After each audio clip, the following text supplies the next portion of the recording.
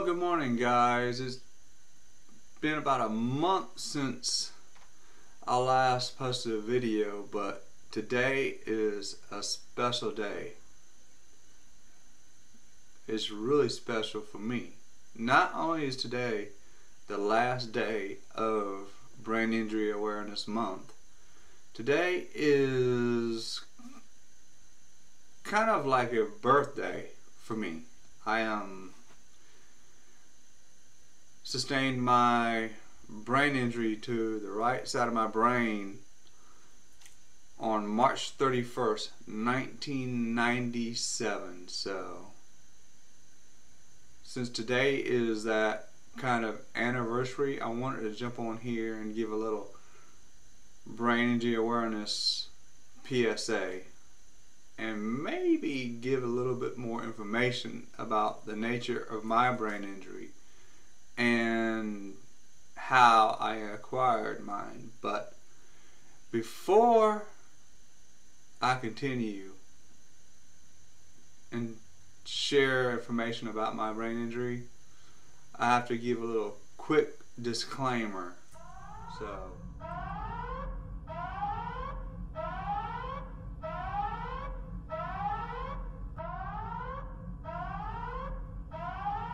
Okay, now that I got that out the way, I want to explain. If you have a weak stomach, or if you've recently eaten something and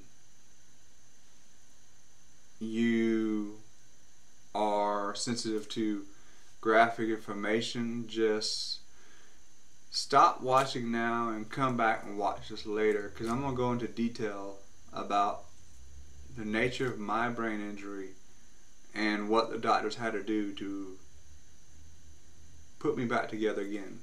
I guess kind of like Humpty Dumpty. So with a little housekeeping out of the way, I will get my thoughts together and get back to you with the details of how I sustained my brain.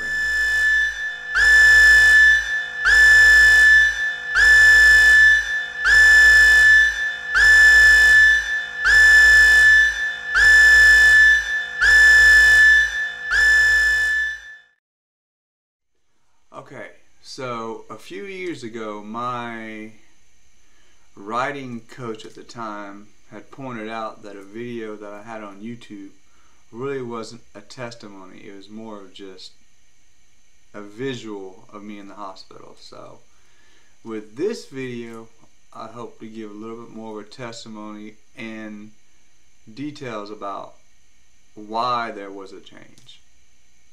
So before March 31st, 1997, I was in college and doing the typical college thing, going out partying, drinking, and everything. I totally left my church and faith behind. So when I had this situation happen in college where I just kind of reached out to God and asked God, look, help me put the alcohol and this lifestyle behind. And he answered in his own way. So what happened was, Easter Sunday was March 31st, 1997. So I was going to a local bookstore where I lived at the time, literally a block away from the Augusta National Golf Course. And the plan was to buy my mother a birthday card for her birthday, which was April 1st, the next day. And my last memory was I got the card paid for at a Books A Million, and I was talking to a young woman who I was dating at the time. So that was my last memory. The next thing I know, I wake up 2 weeks later in a local hospital with family and friends around me, just crying. And there are a few doctors and nurses scattered around the room just watching me. I could not figure out why. I really couldn't. Well, lo and behold, I talked to my parents, and apparently when I left the bookstore, I was going through at an intersection in my car, and a kid in a 1998 brand new Dodge Ram had ran through the intersection and T-boned my Mustang. Now the story I got from my parents was that the impact of the truck went through the passenger side, hitting me on the right side of the head, which I know in the video looks like I'm doing left, but this is the right side of my head. Now when the truck hit my head, it shattered my skull, forcing bone fragments into the brain, which basically killed me. So I was rushed to the hospital. Now this is where it gets a little bit gory, so be prepared. Where they had to do emergency brain surgery to remove those bone fragments, because apparently your brain doesn't work with shattered bone in it. Who knew? But while they were pulling those bone fragments out, I suffered 15 mini strokes and basically stroked out and died.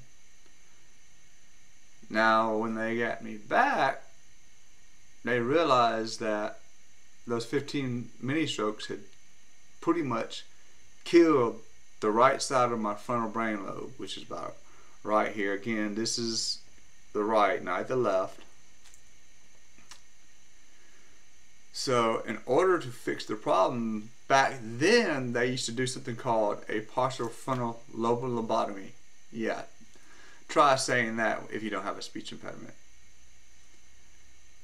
And what they would do is, and I kid you not, they cut your face off. I have an incision from here all the way around to here, where they pulled my face down, removed top part of the skull off, and then they cut the part of the brain that had died out. The right front of my brain, because of the strokes, had basically stopped working. So in theory, the idea is if you cut what doesn't work out, the brain will rewire itself around there, so a person can function or live somewhat normal. Now for me, you know, the doctors told me that morning or that day that if I pulled through it, I would never walk again and I would never talk again. Basically, I'd be a vegetable. You know, when you're in your early 20s and you're in college, that's not exactly good news. I mean, yeah, I was alive, but come on, I really wanted to give up. So at that time, I entered a covenant with God that God give me the ability back to walk, and I'll be done with the party life. No more drinking, no more drugs, and no more sex until I was married. And lo and behold, a few weeks later, I was what they call ambulatory, which means I was able to walk.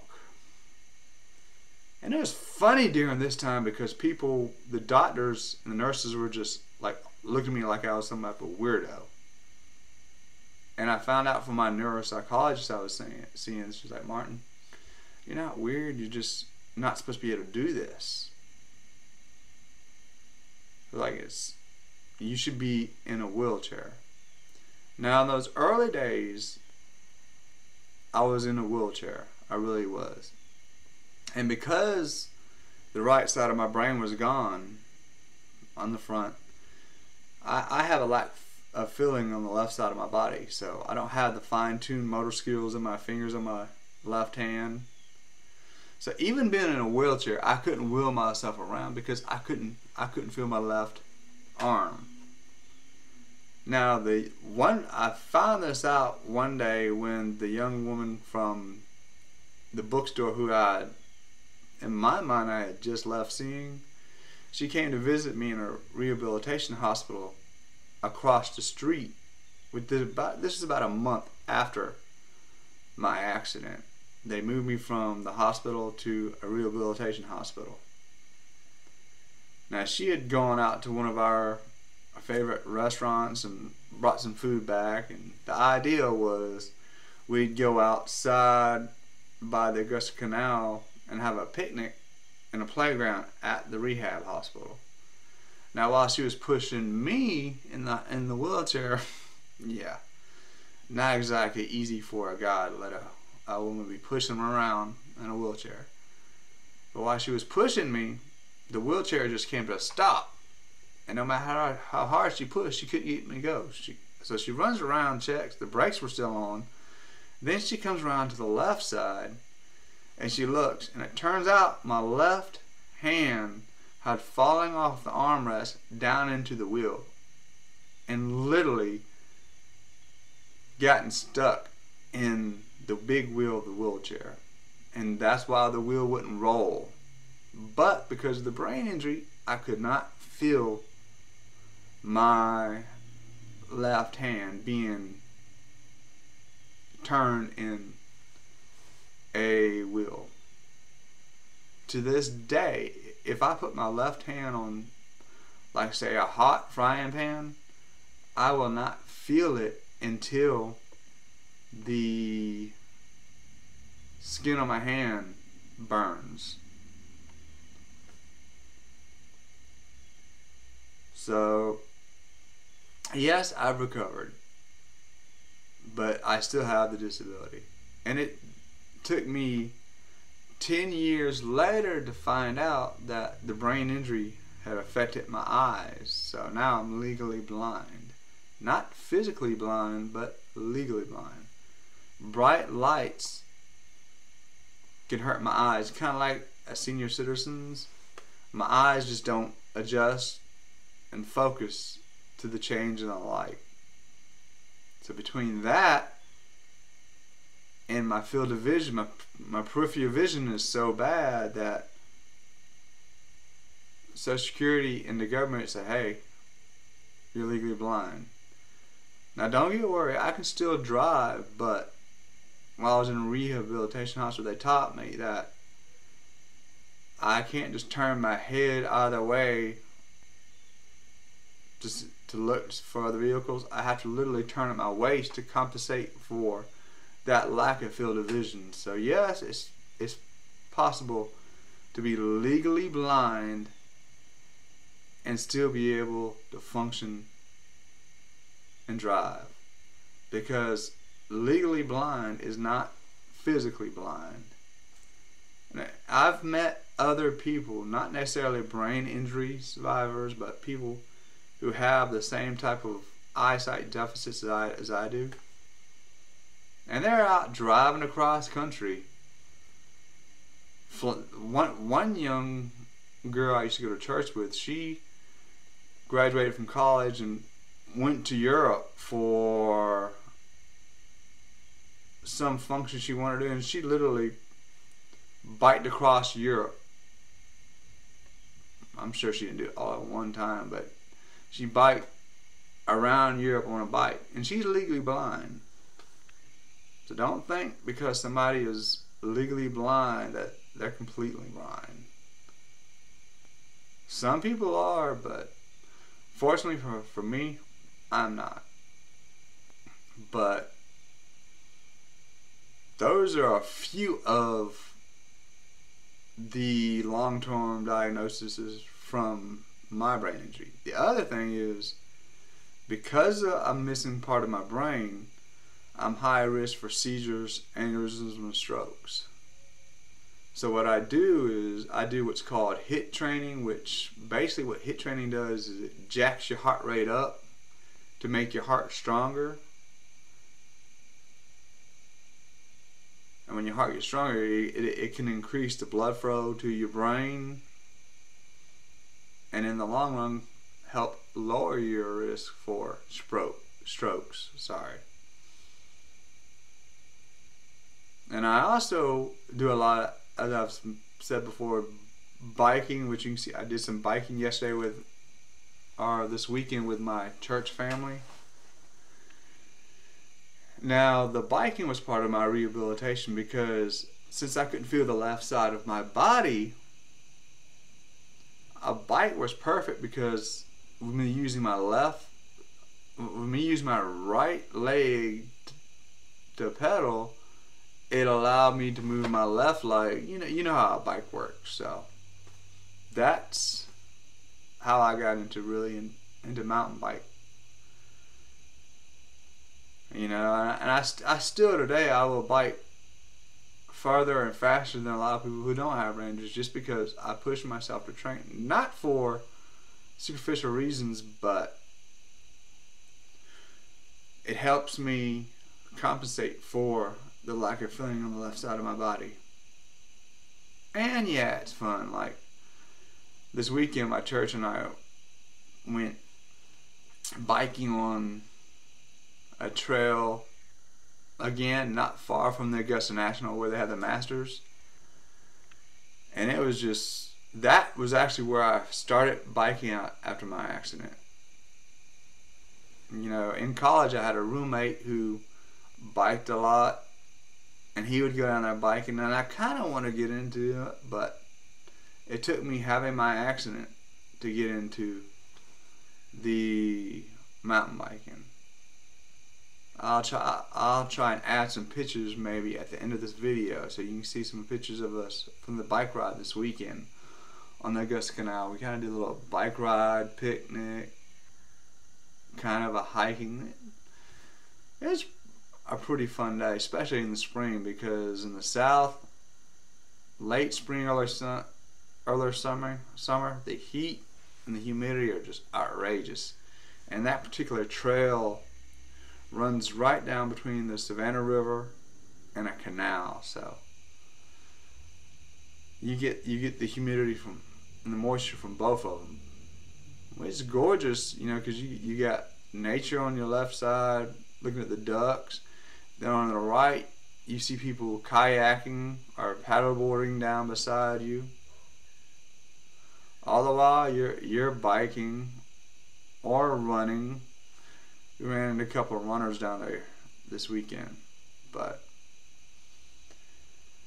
And again, because I've conditioned myself to compensate for the left side of my body and the lack of feeling, to me now it's second nature.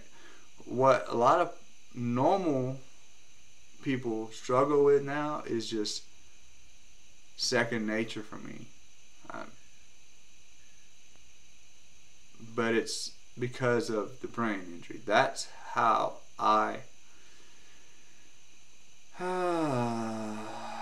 rehab and compensate it for the damage and the discrepancies because of the right side of my frontal lobe being cut out. And something interesting that I found out from a therapist friend of mine a few years ago is that now in neurosurgery, the doctors do not do that procedure anymore. It's called a partial frontal lobe lobotomy. Again, they stopped doing it because if the brain surgeon cut 1 millimeter too far over this way or too deep or this way, they can do more harm than good. And apparently there were a lot of hospitals and brain surgeons getting sued over medical malpractice because they screwed up. So now they don't do this anymore. So a lot of people don't have the opportunity to let their brain rewire itself like I did. And again, another plus for me was that I was still in my early 20s at the time. And a lot of people don't know this, but the human brain does not stop growing until right around the age of 25. That's why so many people's personalities change in their early to mid 20s, because technically your brain is still growing and your likes are going to change, your habits are going to change, all in those your early to mid 20s. But because my brain was still growing, when they removed the right side of the front of my brain out, and my brain rewired around itself around it, my brain was able to complete its growth with that new path of information around that area. So that helped me. So I was fortunate for that. So that's about all I want to share. This was just something I really wanted to get off my mind, and with it being Brain Injury Awareness Month and the 24th anniversary of my brain injury day. I used to call it my death day because I died, but that just sounds kind of morbid now. And I want to be a little bit more chipper, I guess. So I hope I didn't gross you out during this video, and hopefully I've inspired you, encouraged you, and definitely informed you about brain injury. Now this was my brain injury story. In the brain injury community, we have the saying, every brain injury is different because every brain is different.